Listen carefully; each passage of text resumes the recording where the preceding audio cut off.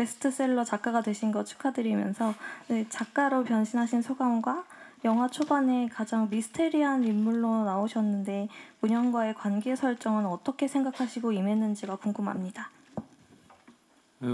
일단 그 베스트셀러 작가가 된 거를 축하해 주셔서 너무 감사드리고요. 제 주제에 베스트셀러 작가라니 뭐 이런 생각을 했었는데 초반에 긴장감, 제가 이 시나리오를 읽었었을 때 좋았던 건 긴장감을 계속 유지할 수 있는 또 다른 인물이라는 점도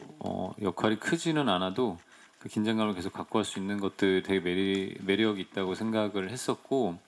근데 그게 너무 과하지 않게 민태가 어떤 의문의 죽음을 쫓아가는 과정 안에서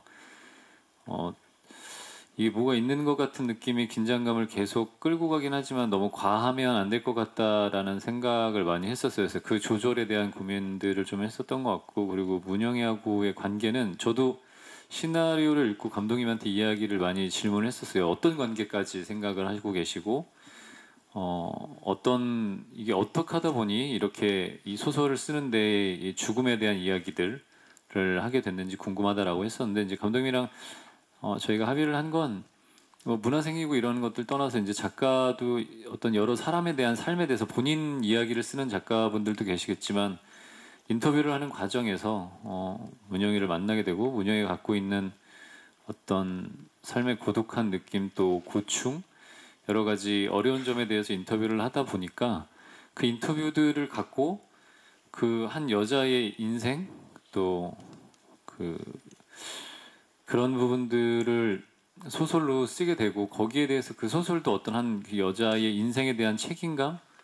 이런 부분들을 갖고 있는 입장이라고 생각을 했어요. 그래서 삶의 어떤 살아가면서의 동료, 아니면 어떤 되게 어려운 부분들을 들어줬었던, 상담을 했었던, 아니면 인터뷰를 했었던 그런 관계 정도라고 생각을 해서 거기에 대한 책임감으로 문영이를 계속 찾아다니지 않았나라고 이제 설정을 했었습니다. 네, 저도 김남길 배우께는 호령은 이제 집중적인 서사가 담겨 있는 캐릭터는 아니지만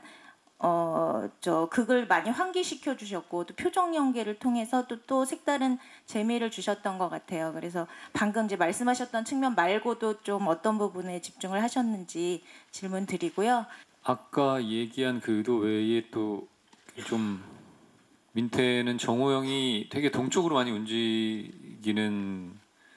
인물인 거에 반면에 호령이는 조금 정적이면 어떨까라고 생각을 했었어요. 그래서 뭐 같은 공간 안에서 아까 정호영이 얘기한 것처럼 로케이션들을 많이 활용하면서 촬영을 했었을 때 정호영이 뭐 물론 그 성재하고 같이 차 안에서 살펴보기도 하지만 뭔가 굉장히 동적인 에너지를 갖고 많이 움직였으면 호령이는 정적으로 되게 뭐야 깜짝아 언제 왔어 이런 느낌적으로 이렇게 조용히 스며드는 인물이 아닐까라고 설정을 좀 잡아서 그런 면들을 좀 부각을 시키면 어떨까 생각을 했었던 것 같고, 그리고 아까 얘기한 좀 그 문영이하고의 관계 때문에 문영이한테 들었던 이야기를 소설로 썼다라는 거를 바탕으로 가지고 이제 찾아다닐 때 정적과 동적인 거에 대해서 맞춰서 너무 추격전 같은 느낌이나 형사 같은 느낌이나 뭐 어떤 캐릭터적으로 봤었을 때 장르적인 느낌이 좀 덜 들게 그냥 그 소설가로서의 사람을 찾는다라는 의미로 많이 했었던 것 같아요. 그래서 뭐 정우영이랑 부딪혔을 때도 뭔가 이게 뭐 액션적인 부분들은 아니지만 이게 강과 강에 대한 부딪힘이 아니라 민태는 아까 얘기한 것처럼 폭주적인 느낌으로 굉장히 멈추지 않는 거면 본능적이고 이성적인 부분에서 부딪힌 것들에 대한 고민을 좀 많이 했었던 것 같아요. 네, 다음에